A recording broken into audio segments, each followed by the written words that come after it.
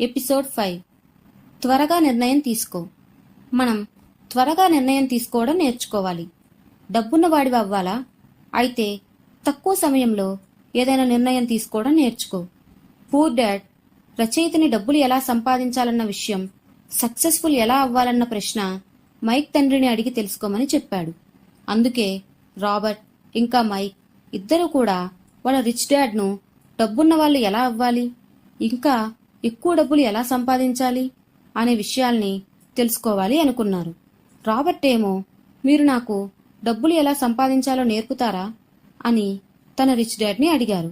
దానికి rich dad ఒక condition పెట్టాడు. ఆ కండిషన్ ఏంటంటే, పిల్లలు తనతో పనిచేస్తూ ఇదంతా నేర్చుకోవాలని, అంతేకాని క్లాసులో కూర్చొని పాఠాలు నేర్చుకుంటున్నట్టు ఉండకూడదు. నేను క్లాసులో కూర్చొని పాఠం చెప్పేంత సమయం నా దగ్గర లేదు. అలా చెప్పినా కూడా మీరు దాన్ని ప్రాక్టికల్గా వాడలేరు కూడా. ఈ మాదిరి విని రాబర్ట్ ఇంకా మైక్ కొంచెం కన్ఫ్యూజ్ అయ్యారు. వాళ్లకు ఒప్పుకోవాలో లేక వద్దో వాళ్ళకు అర్థం కాలేదు. వాళ్ళ కన్ఫ్యూజన్ చూసి వాళ్ళ డాడ్ వాళ్లతో, మీరు జీవితంలో ఏదైనా సక్సెస్ అవ్వాలి అనుకుంటే తక్కువ సమయంలో ఏదైనా డిసైడ్ అయ్యేలా నేర్చుకోండి అని అన్నాడు. త్వరగా డెసిషన్ తీసుకోవడం నేర్చుకోండి, కానీ తొందరపడమని అతను చెప్పట్లేదు. తక్కువ సమయంలో ఎవరైతే సరైన నిర్ణయం తీసుకునే కల కలిగి ఉంటారో వాళ్లే జీవితంలో ముందుకు వెళ్ళగలరు. అది విన్నాక పిల్లలు ఆడుకోవడం మానేసి పని చేయడానికి నిర్ణయించుకున్నారు. ఈ విధంగా డబ్బులు ఎలా సంపాదించొచ్చో నేర్చుకుందామని వారి ఆశ. ఇంకెందుకు ఆలస్యమని తర్వాత రోజే వాళ్ళ రిచ్ డాడ్ దగ్గరకు వెళ్లారు పిల్లలు. రిచ్ డాడ్ ఆ పిల్లలకు ఒక షాప్లో శుభ్రం చేసే పనిని ఇచ్చారు. ఆ రోజుల్లో కెమెరాలు వంటి వస్తువులు లేకపోవడం వల్ల తలుపులు ఎక్కువగా తెరిచి ఉండేవి. దానివల్ల సామాన్లన్నింటి మీద ధూళి ఎక్కువగా ఉండేది. ఈ పనికి వాళ్ళకి 30 సెంట్లు ఇచ్చేవారు. ఈ విధంగా వాళ్లకు డబ్బులు మిగిలేవి కాదు. దీనివల్ల వాళ్ళకు బాగా భయమేసి ఒకరోజు మైక్తో, నేనింకా ఈ పని చేయను అని చెప్పాడు. నా జీతమైనా పెంచాలి, లేదా నేను ఈ ఉద్యోగం మానేస్తాను అలా అనుకుని 9 ఏళ్ల రాబర్ట్ ఇంకా తన మిత్రుడు మైక్ తన రిచ్ డాడ్ దగ్గరకు వెళ్లారు. రిచ్ డాడ్ ముందు కూర్చోగానే మైక్ ఏడవడం మొదలు పెట్టేశాడు. డాడ్, నేను మీ దగ్గర పనిచేస్తే నాకు డబ్బులు సంపాదించడం నేర్పిస్తానని నాతో చెప్పారు. నా వైపు నుండి నేను నిజాయితీగా శ్రద్ధగా పనిచేశాను.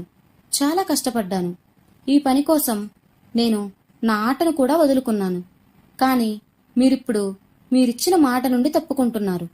మీరు నాకేమీ నేర్పించలేదు. జనాలు మిమ్మల్ని ఆశాపరుడు అంటారు. మీరు డబ్బులు సంపాదించాలని మాత్రమే కోరుకుంటారనుకుంటారు. మీరు మీతో పనిచేసే వాళ్ళ గురించి అస్సలు పట్టించుకోవట్లేదు. నేనొక చిన్న పిల్లాడిని. మీరు నాతో ఇలా ప్రవర్తించడం తప్పు అన్నాడు. అప్పుడు ఆ రిచ్ డాడ్, నేను మీకు పని నేర్పిస్తూనే ఉన్నాను అని చెప్పారు. రాబర్ట్ ఆ సమయంలో చాలా కోపంగా ఉన్నాడు. లేదు, మీరు నాకు ఏమీ నేర్పించలేదు.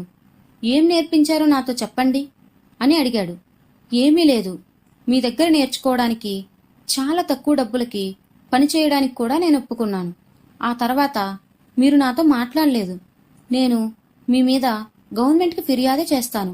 మన దేశంలో కూడా పిల్లలకి పని ఇవ్వకూడదు అనే చట్టం ఉంది. మీకు తెలుసు కదా. నా పూర్ డాడ్ ప్రభుత్వం కోసం పనిచేస్తారు. ఈ మాటను విని రిచ్ డాడ్, శబాష్, ఇప్పుడు నువ్వు ఒకప్పుడు నా కోసం పనిచేసిన వాళ్ళలాగా మాట్లాడుతున్నావు. వాళ్ళని నేను పని నుండి పీకేశాను. లేదంటే వాళ్లే పని వదిలేసి వెళ్ళిపోయారు. నీకు నేర్పించిన విషయానికొస్తే ఎవరు చెప్పారు నేనేం నేర్పలేదని? ఎన్ని రోజుల నుండి నువ్వు ఇక్కడ పనిచేస్తున్నావో ఒకసారి ఆలోచించు. ఏదైనా నేర్పడం అంటే మాట్లాడటం లేదా ఉపన్యాసం ఇవ్వడమేనా? చెప్పు. ఈ విధంగా నీకు స్కూల్లో నేర్పిస్తారు, కానీ జీవితంలో ఎవరూ నీకు ఉపన్యాసం ఇచ్చి మాట్లాడి నేర్పించరు. నువ్వు ఆ సంఘటనని అనుభవించాలి, ఆ కష్టాలను అనుభవించాలి. నీ దారి నువ్వే వెతుక్కోవాలి. తర్వాత జీవితం నీకొక గుణపాఠం నేర్పిస్తుంది. నిన్ను ఇంకా మంచి మనిషిగా మారుస్తుంది. నిజమే కదా. జీవితంలో చాలా సంఘటనలు, సమయాలు మనల్ని కుదిపేస్తాయి, తోస్తాయి. మనం ఆ సమయంలో మనకే ఎందుకు ఇలా అవుతుంది అని కంగారు పడతాం.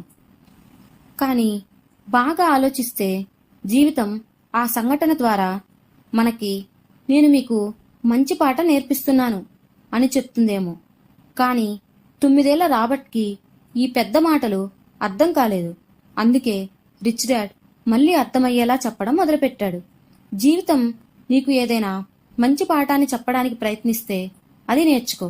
ఎందుకంటే నువ్వు దాని నుండి ఏమీ నేర్చుకోకపోతే నువ్వు జీవితమంతా దెబ్బలు తినాల్సి వస్తుంది.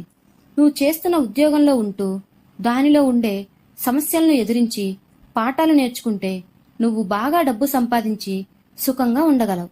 కానీ నువ్వు వీటి నుండి ఏది నేర్చుకోకపోతే నువ్వు నీ సమస్యలకు, నీ ఉద్యోగాన్ని, నీ జీతాన్ని, నీ యజమాన్ని తిడుతూ కాలం గడపాల్సి వస్తుంది.